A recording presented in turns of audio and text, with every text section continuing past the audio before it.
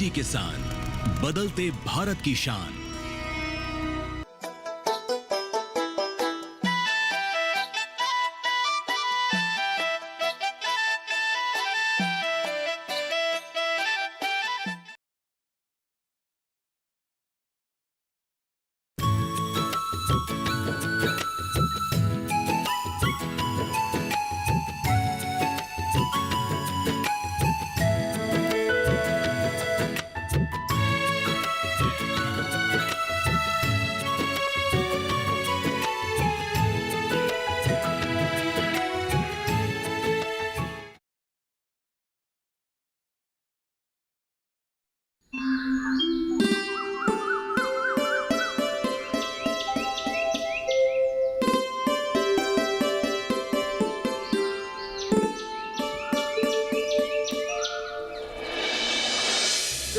मंगला काली भद्रा काली कपालिनी कपालिनी कपालिनी कपालिनी चंद्र शनि और शुक्र।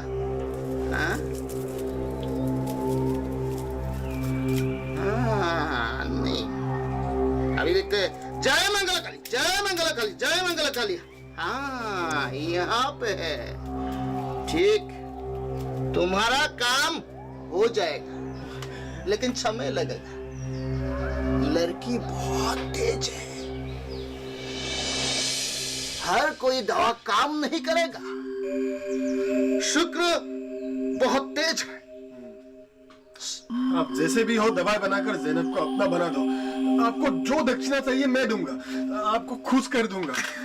आप मुझे ये सहायता कर दीजिए, सिर्फ सहायता कीजिए मुझे।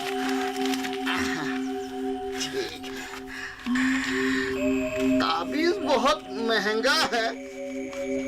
चलो ठीक है।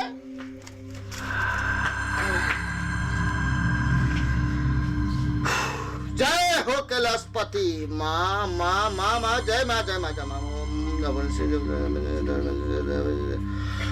फू फू फू आजा आजा।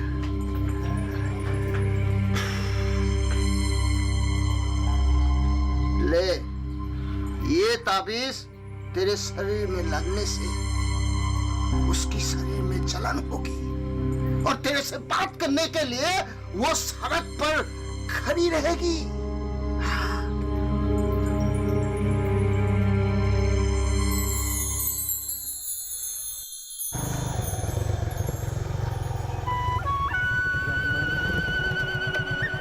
मकबूल, कहाँ से आ रहे हो? चलो ना हमारे घर, आओ ना। और एक बार उसके सर के कुछ बाल लाकर इस दवा के साथ उसके घर के सर पर खोस देना। 1 महीने के अंदर वो तुम्हारे घर पहुंच जाएगी। लेकिन सावधान, किसी एक महिला से उसके सर के बाल लाकर इस दवा के साथ मिलाना होगा, नहीं तो बात उल्टी पड़ जाएगी। मैं किस महिला को ये बात बताऊं और कैसे बताऊं? कहने में भी शर्म आएगी। तुम चिंता मत करो, ठीक है? मेरी पत्नी को उसके घर भेज दूंगा, तुम चिंता मत करना। केवल उजानी को 100 रुपया दक्षिणा दे दो। ठीक है, आप ये 100 रुपया भाई को दे दीजिए। मंतरा, ओ मंतरा, आ रही हूँ। आओ। तुम्हारा तो फरीद मास्टर के यहाँ अच्छा आना जाना है, हाँ। है कि नहीं? तो कल मकबूल बापू के काम करके आना। देखना किसी की नजर में मत पड़ना। मुझे क्या नए काम सिखाओगे? ये काम करते करते इतनी साल बीत गए, ये तो कोई नई काम नहीं है। भाई मुझ पे ये कृपा कीजिए, नहीं तो मेरा इज्जत मिट्टी में मिल जाएगा। तुम चिंता मत करो बेटा, ये काम मैं जल्दी कर दूंगी। और से देखूंगी जू, तुरंत लाऊंगी बाल, तुरंत बांधूंगी दवा और तुरंत कर रख दूंगी छत पर। और तुम तुरंत तुरंत करके मकबूल बापू के शादी के दही की साथ लोगी।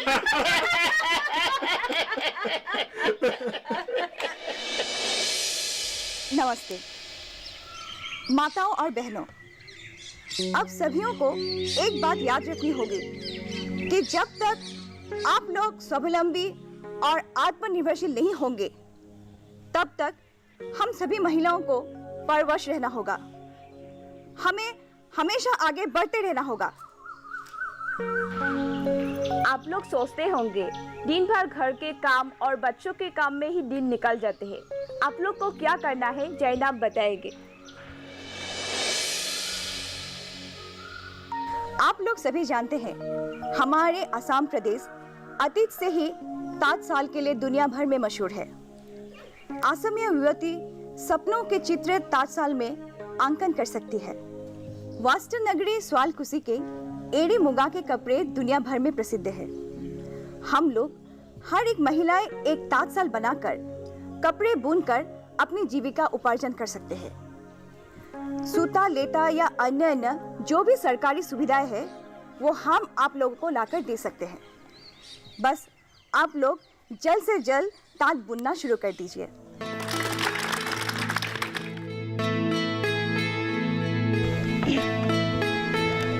व्यक्तिगत या अकेले में अगर आप लोगों को ताँत बुनने में असुविधा हो तो आप लोग सामूहिक तौर पर भी बुन सकते हैं। 10-12 महिला अगर मिल के काम करेंगे तो उसकी बिक्री के लिए हम लोग बाजार में संपर्क में रहेंगे।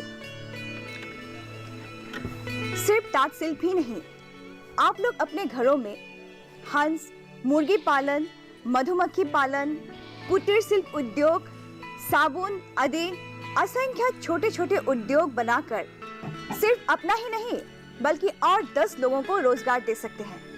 याद रखिए, अगर इरादा मजबूत हो तो कुछ भी किया जा सकता है।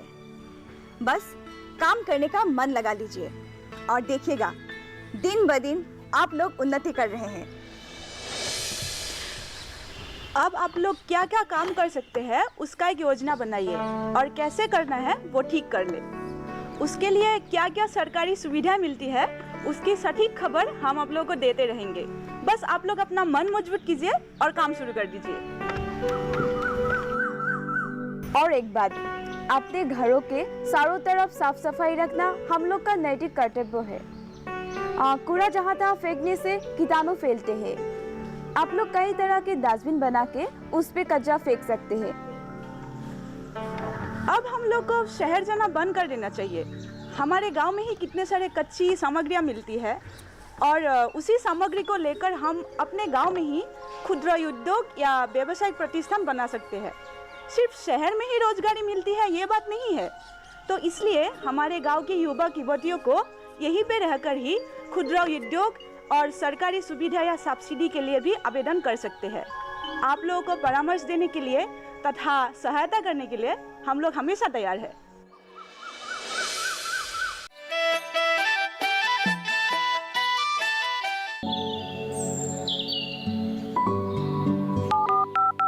लोग कार्यक्रम के पहले कॉलर जुड़ के हैं। इस बीच हमारे पास कुछ ईमेल्स भी आए हैं। सवाल पूछिए अपना। में जो मकान पैदा करेंगे इनमें कौन सी सावधानी बरतनी है? गर्म इलाकों के लिए आप HRM 99 इनसे आप कुछ फल ले सकते हैं। जैस्मीन के पेड़ पे जैस्मिन, फल उसको पूरी खुली धूप चाहिए। फसल में कीट लगा हो या कोई बीमारी, पशुपालन में हो कोई दिक्कत या चाहिए कोई जानकारी, फोन उठाइए, नंबर मिलाइए और कहें हेलो किसान। सोमवार, बुधवार और शुक्रवार शाम 6 से 7 बजे सिर्फ DD किसान पर।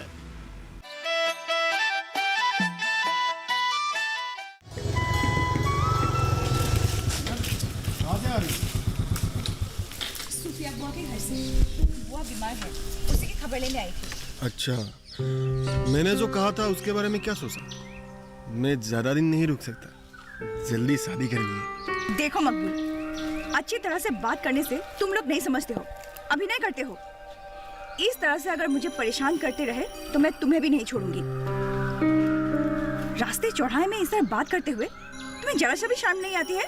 मैंने तुमको कौन सी खराब बात कह रहा हूँ? प्यार करने तो नहीं आया हूँ, शादी का प्रस्ताव लेके आया हूँ, इज्जत देना चाहता हूँ। जैनब, ये तुम्हारे साथ मेरा आखिरी बात है। अगर इस बार भी नहीं माने तो जबरदस्ती ले जाऊंगा। लड़कियों को चिढ़ाकर मर्दांगी मत दिखाना। जाओ पहले खुद को उपयोग बना लो, और अगर दोबारा इस तरह से बीच रास्ते में रोककर मुझसे बात करने की कोशिश की तो मैं अब्बा जान और गांव के सभी लोगों को तुम्हारे बारे में बता दूंगी। तुम इतने नीच मन के हो, ये मैंने पहले कभी नहीं सोचा था। छी! मेरे इस अपमान का बदला मैं लेके ही रहूंगा। तुम देख लेना, तुमको मैं अपना बना कर ही छोड़ूंगा। रहने दो। सांप की फुसफुसाहट से मैं नहीं डरती। मर्दानगी दिखाने आए हो।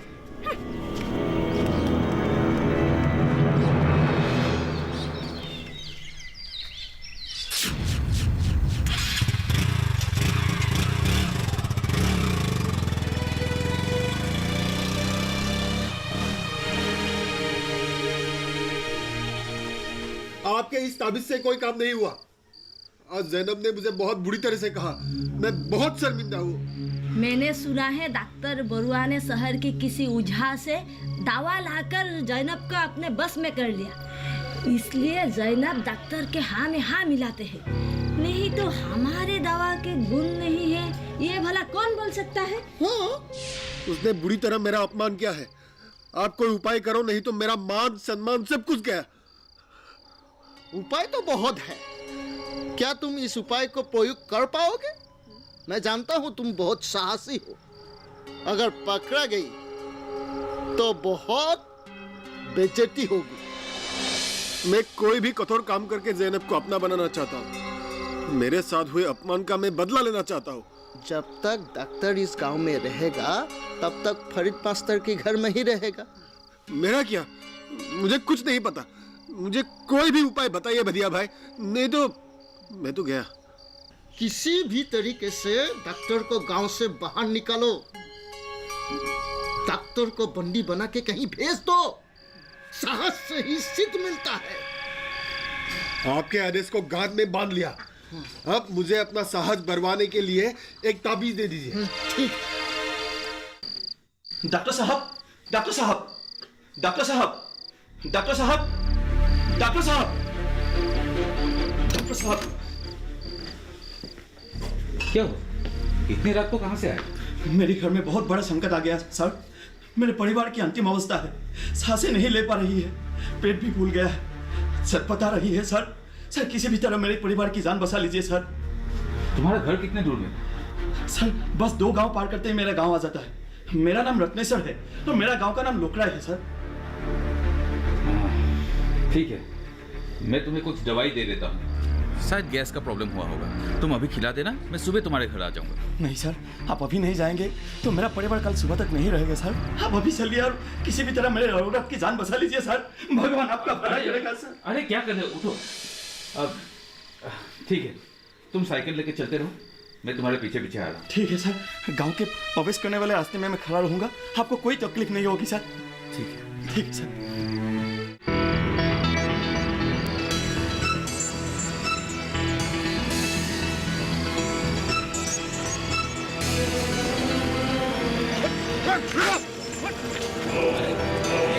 क्या कर रहे हैं आप लोग?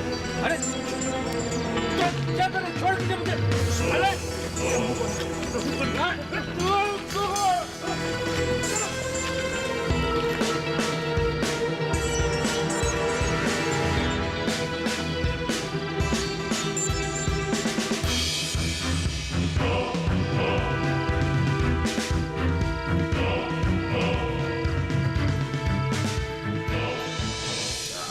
आप लोग मुझे यहाँ क्यों लाए?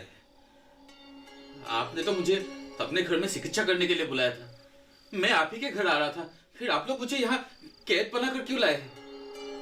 अब हमारे गांव में महान आदमी बनने आए हैं, इसलिए पूछताछ के लिए लाए हैं। मास्टर की बेटी जैनब के साथ प्रेम प्रीति और मेलजोल के लिए आपने डॉक्टरी शिक्षा ली थी क्या? आप लोग मुझे गलत समझ रहे हैं। जैनब को मैं अपने बहन मानता हूँ। उन लोगों के घर रहकर मैं रोगियों के चिकित्सा में लगा रहता हूँ। बहन मानते हैं? आप जब तक रोगियों को देखकर घर नहीं पहुंचते तब तक जैनब के पेट में क्यों एक भी दाना नहीं जाता है? जैनब मानवता की दृष्टि से मुझे देखभाल करती है। ये कैसी मानवता है?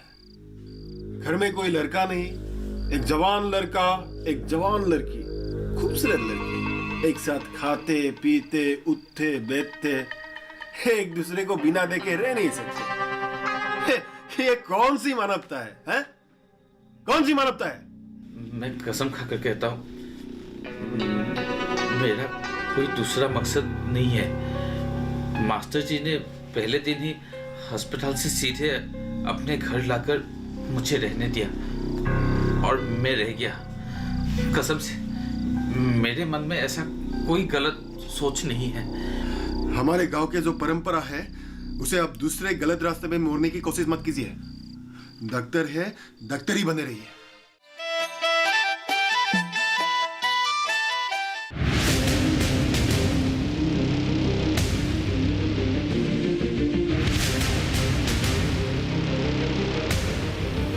जब तपती है धरती, सूरज उगलता है आग, ठंड में जब सर्दी जमा देती सबके हाल, सब छुप जाते अपने अपने घरों में, तब बाहर निकलता सिर्फ एक इंसान, भरने के लिए हम सबका पेट, खून को पसीने की तरह देता बहा, थक जाता, झुलस जाता, हो जाता बीमार, तब उसकी सेहत का ध्यान रखता सिर्फ डीडी किसान।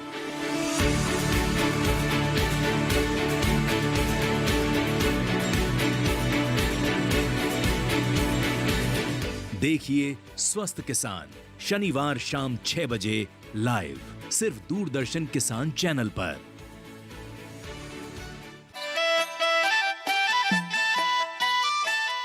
उन लोगों के घर पर रहना अगर मेरी गलती हो गई तो मुझे माफ कर दीजिए। ठीक है, सिर्फ 3 दिनों के लिए आपको हमारे साथ गुजारना होगा। 3 दिनों के बाद आपको तो हम छोड़ देंगे, लेकिन एक शर्त पर।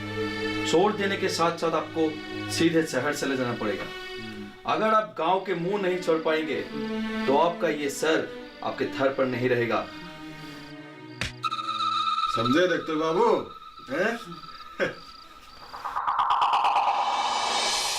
आप इस्लाम की शरीयत के खिलाफ काम कर रहे हैं। डॉक्टर को आप अपने घर में रखकर एक साथ खाना पीना कर रहे हैं। आप अपने जबान बेटी को उसके खिदमत में लगा दिया है। ये गुनाह काम कर रहे हैं, इसलिए हम डॉक्टर को बंदी बना लिया है ताकि फैसला किया जा सके। आप लोग गलत समझ रहे हैं। डॉक्टर के चिकित्सा मामले में धर्म की बात आई कैसे? अस्पताल में रहने की सुविधा ना होने के कारण मेरे खाली घर में रहकर मरीजों का इलाज कर रहे हैं।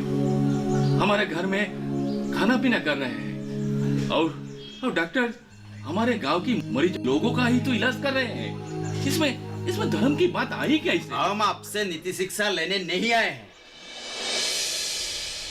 हम आपको आदेश दिया है कि ये 3 दिन के अंदर आपकी जैनब की शादी एक उपयुक्त लड़के के साथ करा दीजिए, अन्यथा डॉक्टर को बेइंसानियत के कारण कुर्बानी दे दी जाएगी। एक आदमी का जीवन बचाना फर्ज है। डॉक्टर हमारे घर में रहता था, खाता था, इसलिए कोई उसकी हत्या कर दे, ये मैं सहन नहीं कर सकूंगी। क्या सोच रहे हैं? कुछ तो बताइए। फातिमा, अल्लाह शायद हमारे ईमान की परीक्षा ले रहा है। एक ही अल्लाह का इंसान, उसमें क्या हिंदू क्या मुसलमान। हाँ, लेकिन हाँ, 3 दिनों में ही मैं जैनब की शादी करके डॉक्टर का जीवन बचाना ही होगा। ये मेरा फर्ज है। अल्लाह अगर तकदीर में लिखा है उसके शादी जिसके साथ भी होगी उसे अपनी गुणों से आदमी बना देगी। इतने अकल उसमें है। मेरी एक ही बेटी है। जन्म, मृत्यु और विवाह सब अल्लाह के हाथ में है। अब जल्दी से आसपास के गांव में आदमी भेजकर अच्छे लड़के के तलाश कर शादी का बंदोबस्त करें। मैं जैनब को पढ़ा लिखा कर बड़ा किया है, वो गांव की उन्नति के लिए कुछ कर सके। मेरा उसके ऊपर पूरा विश्वास है, वो ऐसा कर भी सकेगी। देखा नहीं वो गांव के महिलाओं को किस तरह एकत्रित करके काम कर रहे हैं। शादी कर देने से वे सब अधूरा रह जाएगा, लेकिन हाँ, डॉक्टर का जीवन बचाना भी हमारा फर्ज है। हमारे महबूब चाचा का लड़का इंजीनियरिंग पास कर चुका है, नौकरी नहीं मिली, लेकिन एक फार्म में काम कर रहा है। हो सके तो चाचा को भी खबर भेज कर देखिए। खबर तो सबको भेज दी जाएगी, लेकिन 3 दिनों में भला कोई राजी होगा? फिर भी मैं कोशिश करके देखता हूँ। बेटी का नसीब और दासी का नसीब तो एक ही होता है। तो देर मत कीजिए, मैं ज़ैनब को सब समझा दूंगी। आप चारों ओर खबर भेज दीजिए।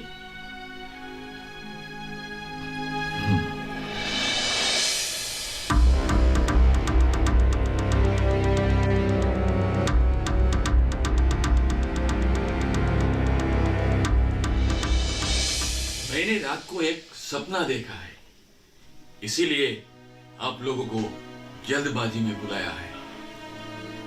तहज्जुद नमाज पढ़ने के बाद मैंने रात को सो रहा था, इतने में ख्वाब में देखा मैंने अपने प्यारी बेटी जैनब को शादी कर दी है। मुझे किसी ने आदेश दिया है कि 3 दिन का अंदर जैनब का शादी कर दो, नहीं तो मेरा ऊपर गजब हो जाएगा।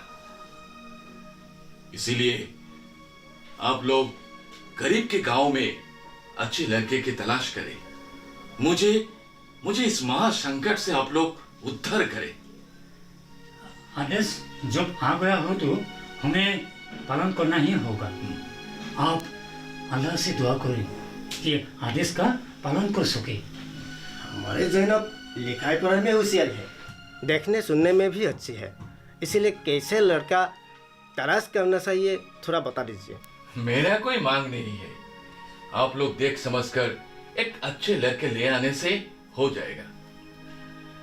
लड़की के अलावा मेरा कोई वारिश नहीं है, इसलिए उन लोगों को ही सब कुछ देखना होगा। तब तो हम लोग इस तरफ बैठकर समय बर्बाद करना ठीक नहीं रहेगा। हम लोग अपने अपने ठिकाने चलते हैं। ठीक है, चलो चलो चलो चलो, चलो।